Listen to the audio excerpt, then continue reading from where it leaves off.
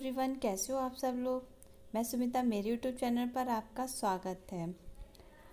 मैं करा रही हूँ आपको यूजीसी नेट एजुकेशन की तैयारी और आज का हमारा टॉपिक है शैक्षिक प्रबंधन यूनिट 9।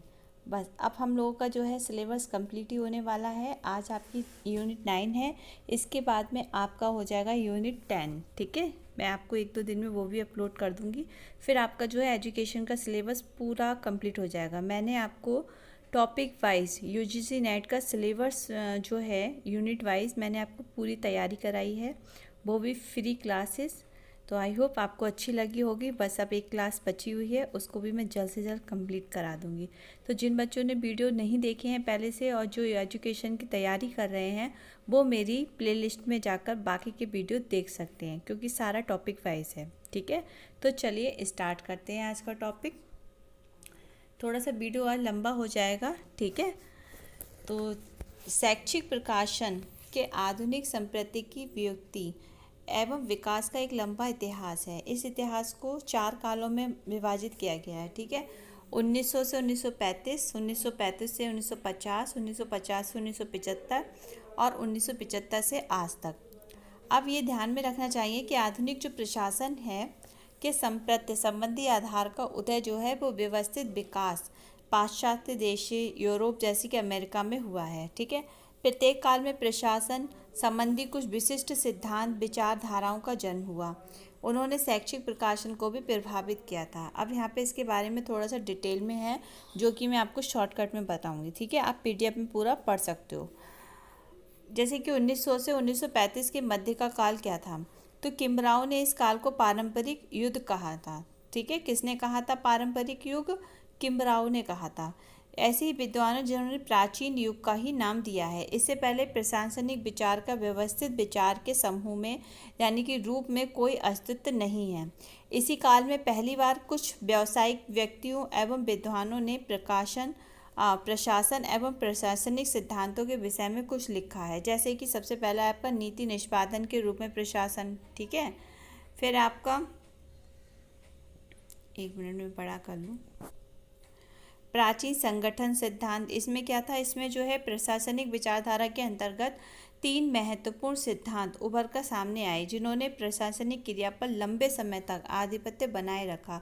फिर आपका देखिए सबसे इम्पोर्टेंट जो है आपका टेलर का सिद्धांत। ठीक है, टेलर का सिद्धांत क्या है, इसमें जो है टेलर का सिद्धांत या वैज्ञानिक प्रबंध का दृष्टिकोण, इसमें फ्रेडरिक डब्ल्यू टेलर ने मिडमेल और बेथलेहम स्टील कंपनियों में इंजीनियर थे।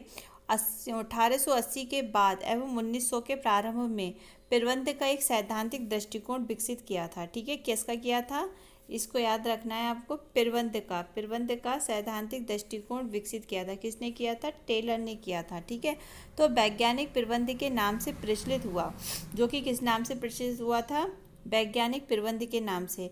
ये दृष्टिकोण जो था वो 6 महत्वपूर्ण नियमों पर आधारित था। ठीक है, टेलर का जो सिद्धांत था उसका वो प्रबंध जो उसने वैज्ञानिक प्रबंध नाम से प्रचलित जो था वो क्या, उसमें था 6 महत्वपूर्ण नियमों पर आधारित था, जिनके विषय में कहा गया कि यदि प्रबंध में उन्हें लागू किया जाए तो संस्था के लक्ष्यों की प्राप्ति में उपलब्ध मानव जो है एवं राष्ट्रीय संसाधनों के प्रयोग को अधिक से अधिक प्रभावशाली बनाया जा सकता है। फिर आपका प्रक्रिया के रूप में प्रशासन, आपका फेयोल है, गुलिक है, अन्य विद्वानों ने प्रशासन को परिभाषित करने का प्रयास किया। तो यहाँ पर जिस समय अमेरिका में टेलर के विचार प्रचलित हो रहे थे, उसी समय फ्रेंच उद्योगपति, भूमि ज्ञानी और खान इंजीनियर हेनरी फेयोल ने भी अपने विचारों को प्रचार करने में व्यस्त थे, जो कि टेलर के विचारों से बिल्कुल अलग थे। उन्होंने अपना ध्यान कर्मचारियों की अपेक्षा प्रबंधक पर केंद्रित किया था। ठीक है, टेलर का किस पर था? कर्मचारियों पर था, लेकिन इन्होंने जो था प्रबंधक पर केंद्रित किया था। उन्होंने प्रशासन की प्रक्रिया को संस्थाओं की अन्य क्रियाओं जैसे कि, किसने? फेयोल ने। ठीक है, फेयोल ने क्या किया? फेयोल ने जो है संस्थाओं की जो अन्य क्रियाएं थीं जैसे कि उत्पादन आदि से पृथक किया, यानी कि अलग किया। उन्होंने विभिन्न संस्थाओं में प्रशासन की क्रिया के जो है सामान्य तत्व पर बल दिया। ये किसने दिया था प्रशासन की? उसमें फेयोल ने। ये प्रशासनिक प्रक्रिया के जन्मदाता माने जाते हैं। कौन माने जाते हैं? प्रशासनिक प्रक्रिया के जन्मदाता फेयोल को माना जाता है। उनका मुख्य योगदान जो है प्रबंध के तत्व देने से संबंधित था। ठीक है, अब यहाँ पे मान लो क्वेश्चन पूछा कि प्रबंध के तत्व से संबंधित संबंध किसका है, तो फ्योल का है। उन्होंने जो है संस्थाओं के कार्यों में सुधार लाने के लिए प्रबंधकों के प्रशिक्षण पर बल दिया था। तो ये भी क्वेश्चन बन सकता है कि संस्थाओं के कार्यों में सुधार लाने के लिए प्रबंधकों के प्रशिक्षण पर किसने बल दिया था, फ्योल ने दिया था। ठीक है, उन्होंने अपनी प्रसिद्ध पुस्तक जर्नल एंड आपका इंडस्ट्रियल मैनेजमेंट, ये किसकी है, फ्योल की है। ठीक है, इस पुस्तक में जो है उन्होंने प्रबंध की आधारभूत प्रक्रिया एवं कार्यों को परिभाषित किया है। तो फ्योल ने प्रशासन को जो है 5 कार्यों के रूप में विभाजित किया था। फ्योल ने प्रशासन को कितने भागों में रूप में परिभाषित किया है, 5। ओके, अब ये 5 कौन कौन से हैं ये देखिए। ये है आपका नियोजन, व्यवस्थापन, समावेश, समन्वय एवं नियंत्रण। ठीक है, ये हो गया आपका नियंत्रण। तो फ्योल ने जो है प्रशासन के 14 नियमों की खोज की। ये सारी चीज़ें इंपॉर्टेंट हैं, इनमें आपके ऑब्जेक्टिव क्वेश्चन बनने हैं, इसलिए इनको आपको नोट करना है। एक तो आपको ये 5 नोट ध्यान रखने हैं। ठीक है, ये आपके मैचिंग टाइप में आ सकते हैं। ठीक है, और फिर आपका ये देखिए, फ्योल ने प्रशासन के कितने नियमों की खोज की थी, 14 नियमों की खोज की थी।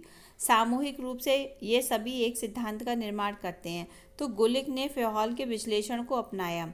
तो फ्योल के विश्लेषण को किसने अपनाया था, गुलिक ने अपनाया था। तो प्रबंधक के कार्य को पोस्टकॉर्ड अक्षरों के द्वारा परिभाषित किया था। तो कौन से अक्षर बताए गए हैं, पोस्टकॉर्ड। ओके, तो इनके द्वारा उन्होंने जो था इनको परिभाषित किया था। फिर आपका इसका तात्पर्य क्या है, नियोजन यानी कि प्लानिंग। ओके, विस्थापन, विभागीय भर्ती, निर्देशन, समन्वय, प्रतिवेदन, बजट बनाना। ठीक है, फिर आपका प्रशासन नौकरशाही के रूप में, इसका प्रतिपादन एक जर्मन समाजशास्त्री मैक्स वेबर के द्वारा किया गया था। इन्होंने संस्थाओं की संरचना को महत्व दिया था। तो वेबर ने किस पे दिया था, वेबर ने जो है संस्थाओं की संरचना पर महत्व दिया था। इन्होंने नौकरशाही को प्रशासनिक संस्था का एक रूप माना, क्योंकि जो दक्षता की अधिकतम सीमा प्राप्त करने में सक्षम था। इसके द्वारा मानव पर नियंत्रण रखना संभव था। इन्होंने संस्था की एक पिरामिड के रूप में कल्पना की। ये देखिए इम्पोर्टेंट ये है कि किसने संस्था की एक मानव पर नियंत्रण रखना, ये पिरामिड के रूप में कल्पना की थी, किसने की थी, आपकी मैक्स वेबर ने। ओके, फिर है आपका ऊपर से नीचे की ओर सीधी जाती थी। वेबर ने जो है आदर्श नौकरशाही के अन्य तत्वों का वर्णन किया, लेकिन बेऊ ने 4 मूलभूत विशेषताओं में समाहित है। अब ये 4 मूलभूत विशेषताएं कौन कौन सी है, देखिए, सत्ता का क्रम, अवैयक्ता, नियमों की व्यवस्था, विशिष्टीकरण। अब वेबर के द्वारा जो है वर्णित अन्य कुछ विशेषताएं, जैसे कि श्रम का विभाजन किया। ठीक है, कार्य परिस्थितियों से निपटने के लिए प्रक्रिया प्रणाली इन्होंने बनाई थी। ओके, फिर आपका कुछ मानव संबंध उपागम। अब ये क्या है, प्रत्येक संगठन में भिन्न स्वभाव, अभिव्यक्तियाँ, रुचियों, प्रेरणाओं और आवश्यकताओं को रखने वाले व्यक्ति एक साथ रहते हैं। ठीक है, देखिए कोई भी संगठन जब होता है तो उसमें अलग अलग स्वभाव के, अलग अलग रुचियों के, अलग अलग प्रेरणात्मक और अलग अलग जिनकी ज़रूरतें होती हैं, ऐसे रहने वाले व्यक्ति एक साथ रहते हैं। ठीक है, तो प्रत्येक संगठन की एक प्रशासनिक मशीनरी होती है। तो पदवियों का एक उत्क्रम होता है और प्रत्येक पद के कुछ अधिकार एवं उत्तरदायित्व होते हैं। जैसे कि हम मान लीजिए हम भी किसी पोस्ट पर हैं, तो उसका उत्तरदायित्व अलग होगा, उसका अधिकार अलग होगा। ठीक है, तो इससे भी अधिक महत्वपूर्ण समूह के सदस्यों के बीच पारस्परिक समझ जो है आपका पारस्परिक समझ जो है और संबंध है, क्योंकि यही वह संबंध है जो उनके उद्देश्यों की पहचान को मजबूत बनाता है। तो बिना इसके संगठन के उद्देश्य पूरे नहीं किए जा सकते। अगर हम कहें तो अच्छे मानव संबंध सदस्यों के प्रयासों की सफलता के लिए महत्वपूर्ण आवश्यकता होती है। प्रशासकों और सदस्यों के संबंध, अन्य सदस्यों के साथ प्रशासकों के संबंध भी 2 प्रकार के हो सकते हैं। कैसे, जैसे नंबर 1 है आपका प्रबंधात्मक संबंध। इसमें क्या है, वरिष्ठम और अधीनस्थ अथवा यानी कि स्वामी सेवक प्रकार का प्रबंधात्मक संबंध हो सकता है। इस प्रकार के संबंध में जो है अध्यापकों को प्रशासक के विचारों को लागू करना होता है और उनके आदेशों का पालन करना होता है। इस प्रकार के संबंध में उनकी स्वतंत्रता है, बुद्धिमानी है और पहल का कोई स्थान नहीं होता है। ठीक है, फिर आपका क्रियात्मक संबंध, इसमें क्या होता है, इसमें जो है प्रशासक अध्यापकों को स्वनिर्देशित और रचनात्मक व्यक्तियों के रूप में लेते हैं। वे उनके साथ अपने सहकर्मियों के रूप में व्यवहार करते हैं, उनको आत्म अभिव्यक्ति, बुद्धि के प्रयोग और पहल की अनुमति प्रदान करते हैं। अपने दिन प्रतिदिन के कार्यों में प्रशासक को अन्य व्यक्तियों जैसे कि अधिकारियों, विद्यार्थियों, अभिभावकों तथा जनता के साथ व्यवहार करना पड़ता है। यहाँ पर जो है मानव संबंध की आवश्यकता आती है और प्रशासक को संबंधों के किसी एक प्रकार को चुनना पड़ता है। तो संगठन को जनतंत्रात्मक ढंग से चलाने के लिए क्रियात्मक संबंध का चुनाव करना पड़ता है। अब जनतंत्रात्मक मानव संबंधों की कुछ शर्तें होती हैं। वह शर्तें कौन सी होती हैं? सभी संगठनों में व्यक्ति जो है घनिष्ठ रूप से जुड़े होते हैं। मान लीजिए हमारा कोई संगठन है तो हम अपने संगठन से जो है घनिष्ठ रूप से जुड़े हैं, ठीक है। उसके नेता के निर्देशन में, जो उसका हमारा जो लीडर है उस संगठन का, उसका जो निर्देशन होगा, ठीक है, उससे निर्धारित उद्देश्यों को प्राप्त करने के लिए हम एक साथ मिलकर प्रयास करेंगे। तो सभी संगठनात्मक कार्यों में जो भी हमारे ग्रुप का जो कार्य है उसमें निहित जो मानव संबंध है वह अपने आप से नहीं बन जाता। व्यक्तियों को स्वयं को समायोजित करना पड़ता है। यानी कि अगर हम किसी ग्रुप में हैं संगठित रूप से, तो हम उसमें जो है वो अपने आप से हम किसी से संबंध नहीं स्थापित करेंगे, उसमें हमें एडजस्टमेंट करना पड़ेगा, एडजस्ट होंगे, हम समायोजित हमें करना पड़ेगा, ठीक है। तो जनतंत्रात्मक मानव संबंधों को, यानी कि जो जनतंत्रात्मक जो मानव संबंध होते हैं उनको बनाने के लिए प्रशासक एवं अन्य सदस्य, यानी कि जो हमारा लीडर है और जो हमारे ग्रुप के अन्य सदस्य हैं, उनको कुछ निश्चित उपायों को अपनाकर निम्नलिखित प्रयास करने पड़ते हैं। जैसे कि अपने सहकर्मियों के निजी व्यक्तित्व को समझना। भाई हमारे ग्रुप में जो भी लोग हैं, हम उनके जो व्यक्तित्व है उसको हम निजी तरीके से समझेंगे, ठीक है, जो हमारे सहकर्मी हमारे जो साथ काम कर रहे हैं। जैसे कि प्रशासक को मनुष्य की अच्छाई में विश्वास रखना चाहिए। तो प्रत्येक व्यक्ति अपने आप में अद्वितीय व्यक्ति होता है। देखिए हर किसी में अपनी एक अलग क्वालिटी होती है, हर किसी में एक अपना अलग व्यक्तित्व होता है, ठीक है। तो हमें उसको जानना और समझना होता है। तो जो सामूहिक प्रयास में महत्वपूर्ण योगदान देने में सक्षम होता है, यहाँ पर कांट कहते हैं व्यक्तित्व को, ठीक है, बताया है। अब ये हमारा तंत्र का अर्थ क्या है? सामान्यतः तंत्र शब्द से हमारा अभिप्राय जो है कार्य करने के व्यवस्थित एवं प्रचलित तरीके से होता है। तो यहाँ पर अगर हम कहें तो संयुक्त रूप से किसी बड़े कार्य को पूर्ण करती है, तो एकीकृत स्वरूप प्रणाली कहलाती है। तंत्र शब्द को कुछ प्रमुख विद्वानों ने निम्न प्रकार से परिभाषित किया है, जैसे कि मैसी एवं डगलस ने किया है, ठीक है। तो मैसी एवं डगलस ने क्या कहा है? तंत्र उद्देश्यों को पूरा करने के लिए एक तर्कयुक्त जाल सूत्र है। कुंटस एवं ओडोनेल ने कहा है तंत्र को परस्पर क्रियाओं, उद्देश्यों अथवा कार्यों के एक संकलन के रूप में परिभाषित किया जा सकता है, ठीक है। तो अब यहाँ पे आपके कुछ तंत्र उपागम से आश्रय दिए हुए हैं। इसके क्या है? तंत्र उपागम से हमारा जो आश्रय है वो संपूर्ण अध्ययन एवं विश्लेषण से है। तंत्र उपागम के अंतर्गत समस्त अंत संबंधित अंगों, उपांगों, क्रिया विधियों और उपतंत्रों में एकीकृत पूर्ण इकाई मानकर इसका अध्ययन एवं विश्लेषण किया जा सकता है, ठीक है।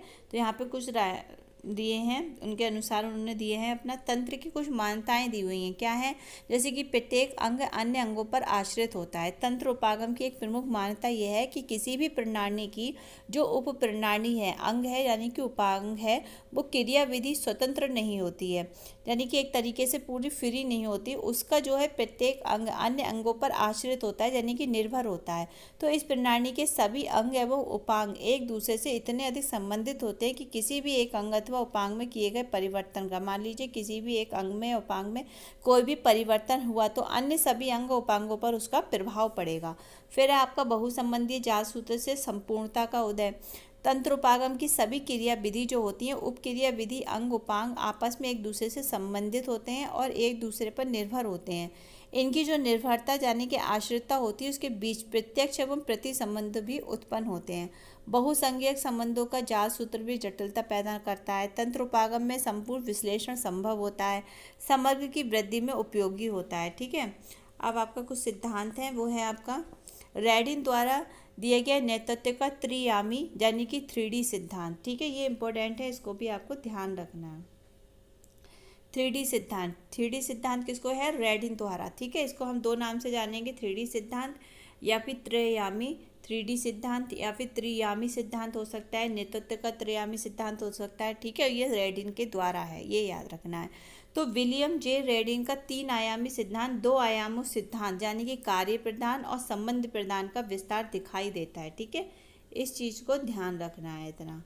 तो इन पहले के सिद्धांतों में ये बताया गया है कि प्रभावशाली नेतृत्व शैली इन दो व्यवहारिक आयाम यानी कि कार्य प्रदान और संबंध प्रदान का संयोजन है, ठीक है। तो रेडिन ने इन दो आयामों को एक और आयाम प्रभावशीलता को जोड़कर इसे त्रयामी सिद्धांत बना दिया है। कार्य प्रदान क्या है? इसका तात्पर्य है प्रबंधक किस सीमा तक अपने तथा अवर अधिकारियों के प्रयासों को लक्ष्य प्राप्ति की ओर निर्देशित करने की योग्यता रखता है। दूसरा आपका संबंध प्रधान है।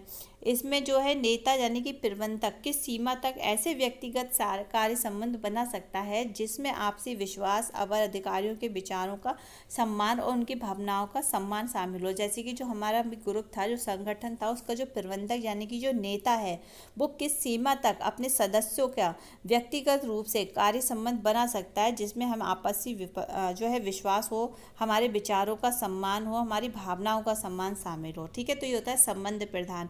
फिर आपका आता है प्रभावशीलता। इसका अर्थ है कि किस सीमा तक नेता यानी कि जो हमारा लीडर है वह उस लक्ष्य को प्राप्त कर रहा है कि जिसके लिए उसका पद उत्तरदायी है। यह एक निरंतर पैमाना, ना ही एक दूसरा आयाम। ओके, फिर है हमारा नेक्स्ट हर्षे एवं ब्लैंचर्ड का स्थितिपरक सिद्धांत। ठीक है, ये किसका है? स्थितिपरक सिद्धांत किसका है? हर्षे तथा ब्लैंचर्ड का है। ये जो है रेडियन के त्रयामी सिद्धांत के समान ही है। कौन सा? ये वाला। ठीक है, ओहो विश्वविद्यालय के Paul Hersey, Kenneth H Blanchard ने कहा है कि परिस्थिति पर निर्भर करते हुए विभिन्न प्रकार की शैलियाँ प्रभावशाली या अप्रभावशाली हो सकती हैं। जब कोई शैली दी गई परिस्थिति में उपयुक्त हो उसको प्रभावशाली कहते हैं। मान लीजिए कोई परिस्थिति है, कोई प्रॉब्लम है, ठीक है, तो उस पे जो शैलियाँ हैं, तो उनमें जो दो शैलियाँ बताई गई हैं, प्रभावशाली और प्रभावशाली, तो मान लीजिए उस परिस्थिति के अनुसार से जो भी एक शैली उपयुक्त है यानी कि काम कर रही है तो वह जो है प्रभावशाली शैली कहलाएगी। जब ये परिस्थिति के अनुरूप नहीं होगी यानी कि उससे अनुरूप नहीं होगी तो वह अप्रभावशाली होगी। ठीक है, तो एक ही शैली किसी एक परिस्थिति में प्रभावशाली और दूसरी में प्रभावहीन हो सकती है। मान लीजिए एक प्रॉब्लम में तो वह जो है आपने सॉल्व कर लिया किसी चीज़ को, ठीक है, अब आप सोचो कि उसी तरीके से आप दूसरी प्रॉब्लम को भी सॉल्व कर लोगे तो एक में तो वो प्रभावकारी हो गई यानी कि हमारी हेल्प हो गई, दूसरे में ज़रूरी नहीं है कि आपकी जो सोल्यूशन आपने एक प्रॉब्लम को सॉल्व करने के लिए किया वही सोल्यूशन आपकी दूसरी प्रॉब्लम के लिए भी हो जाए तो वह अप्रभावशाली हो सकती है। तो इसे प्रभावशाली और प्रभावहीन बनाती है। इस प्रकार लेखक ने जो एक तीसरा आयाम दिया वह कार्य वातावरण यानी कि परिस्थिति के नाम से जाना जाता है। तो ये सिद्धांत जो है आपका नेतृत्व का जीवन चक्र सिद्धांत कहलाता है। क्या कहलाता है? नेतृत्व का जीवन चक्र सिद्धांत। इसमें क्या होता है, ये रेडिन के त्रयामी सिद्धांत में निहित मुख्य अंगों में कुछ का पुनः नामकरण करता है।